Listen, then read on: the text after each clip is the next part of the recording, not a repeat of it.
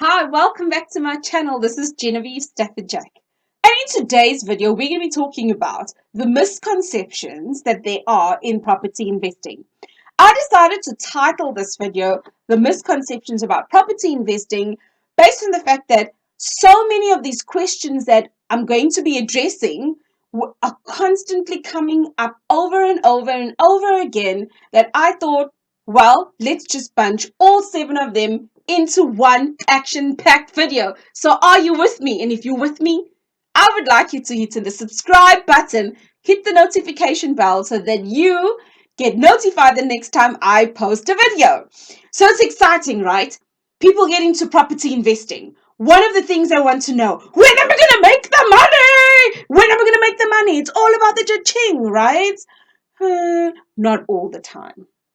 Not so. And the reason I say that, you know what? Property investing is not a get-rich-quick scheme. And that's the first misconception that I want to address today. That property investing is not something that you put in and rather put money into, and then you wake up tomorrow and then you're a millionaire. Property investing takes time. This is long-term investing. When you have to look at the grand scheme of life, even a capital flip, meaning you buy a property, you renovate it, and you sell it at a higher price. Even that takes time. It doesn't just mushroom and happen. Yes, there are exceptions to the rule. I don't want to negate that. But when we actually look at what the rule is, let's just be fair with each other, right? That sometimes a capital flip can take anything from 6 to 12 months. And that's just the reality of life because ish happens. Think about it. In the job that you're busy with, what stuff happens that you didn't plan for? Just think about it like that. So that is misconception number 1. Am I going to be making cha-ching like overnight?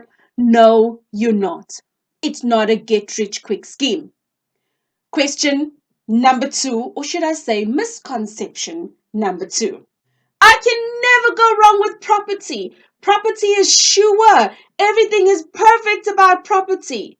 Well, you halfway right. Why do I say that? Because it really just depends on when you got that particular property investing opportunity. Did you do the due diligence that is required for you to actually make money so that you don't have to go wrong? That, my dear friend, is the golden question. Did you do your due diligence? Because yes, it's true you can never go wrong with property. But like with every other market, it has its cycles. Things will go up and things will go down. And that is just the law of life and how life happens. Misconception number 3.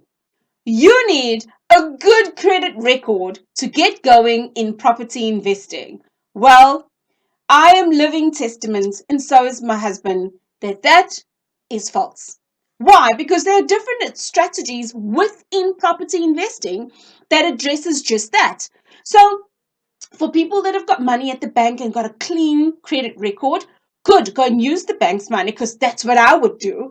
I would definitely use the bank's money. That's what we did in all of our businesses. However, if you don't have a good credit record, there's something called creative finance. Creative finance is one of 3 options, right? Or maybe let's throw a 4th one in for Pancela. Option number 1, find an angel investor. Your angel investor will be the money to your scenario. You bring the skill and then the angel investor will probably bring the money, or they may want to be a silent partner. Another strategy that looks very close to that one is joint venture. So that's option number 2 in creative finance. Joint ventures. What is a joint venture? There's you, there's me, there's you. We come together. One brings a skill, one brings finance. We can work actively together. I've got a video coming up in the next few days where I literally go on about joint ventures. Why? Because that was the one thing that got us with our foot in the door to signing the first OTP was because of a joint venture. So I'll go on and labor the points about joint ventures in that video. In creative finance number 3, there is something called sourcing, which is what I often do or did during the COVID period. I've just calmed down with that one because Duh.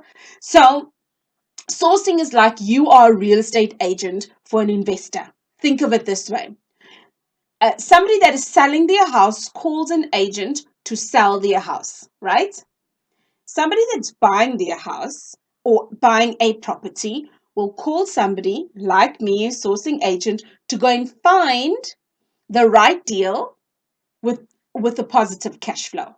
So literally you like a real estate agent for an investor, but except instead of selling, you buying, right? And that was the third one. The fourth one, in property investing, there's a strategy called a back-to-back deal where you don't put any money down. So you go out, you look for a property that is really below market value, like proper. And then as you sign the offer to purchase, you've got another offer to purchase signed as the seller, selling it to somebody else, and you the middleman. Again, there is a video course to that one in M5 Property Varsity, so I will leave that link for you down in the description.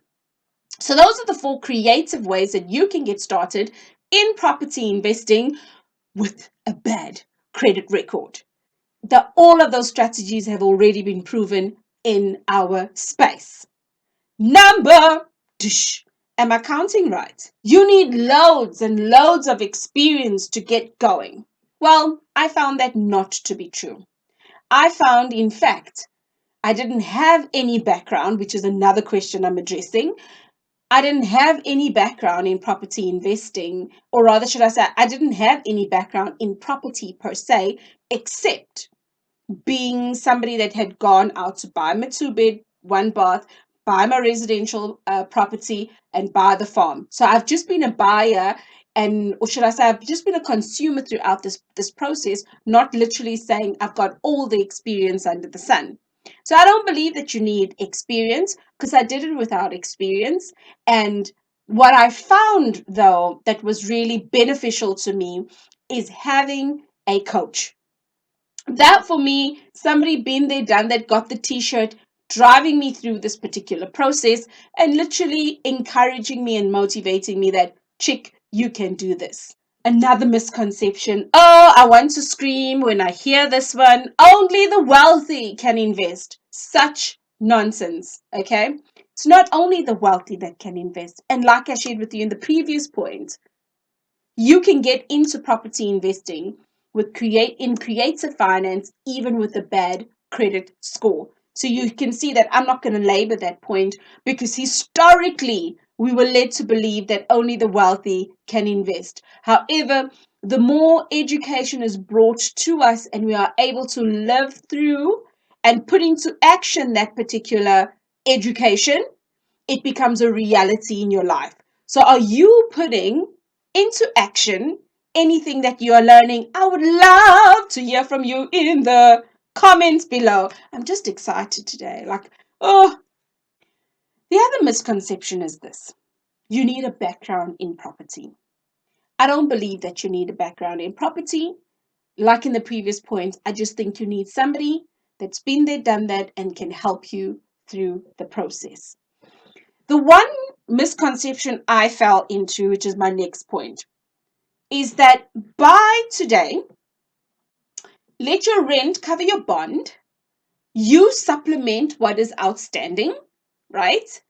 And then over time, because of capital appreciation, meaning the market will just push the price of property higher and higher and higher. And as that goes, your rent also goes higher and higher and higher. So which then means you will get to a point where your tenants, the rent each year that they've got a 5% or a 10% increase, that increase will start paying you back the money that you've been supplementing. And you're going to get to this golden, I think it's 5 years or 7 years, they said, where now your rent is going to cover your bond and all utility bills. I fell into that trap. That is really the traditional old school of investing, and I don't believe that that is viable, especially if you an investor in today's day and age with all the information that we have around us. So my closing points are as follows. There's a misconception that it's better that if I get my tenants to pay and all my money that I have, I'm just going to pay off my bond and close it. That, I believe, is a misconception, because when you are investing in property, you're looking to leverage the bank's money. So when your tenant is paying you, right, and money is going into your bond account and lowering the capital and whatnot, it's not that you want to aspire to close off that bond or pay the bond off sooner and then you'll be out of debt. I believe this particular point needs intuition and a huge amount of education, because there's good debt and there's bad debt. And when you understand the difference between good debt and bad debt, then you will understand paying off something. Why would you want to do that? Like almost like yesterday. Why not leverage that to grow your portfolio? So my closing points comes with an example. Think about it. You in yesteryear could have had your car. You drive your car wherever you go, the car is taking money out of your pocket. In today's world, that same car could be put into Uber and literally become your money making machine. So, is a car an asset or a liability? Right? Is that thinking of, I want to pay off 1, 2, 3 quicker? Is it good for you? Is it bad for you? I want to then find out what is it that you're doing with the property, right? That, I believe, counts.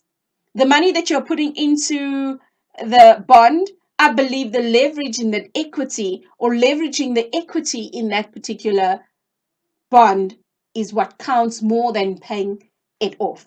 So I trust that these misconceptions within property investing has been insightful for you, because it's certainly been exciting for me putting it together and share with you, really coming from a point of, I understand you don't need property investing, you don't need a property background, you don't need a good credit record, you don't need to be wealthy, you don't need heaps and heaps of money to get into this, right? All you need, I believe, is a very, very good education. So if you haven't already, in the description below, you will find a link to access a free training course on property investing that I did at the beginning of lockdown. And I trust that that is going to help you to broaden your mind around property investing. So thank you so much for your time. Have a good one, and I'll see you in the next episode.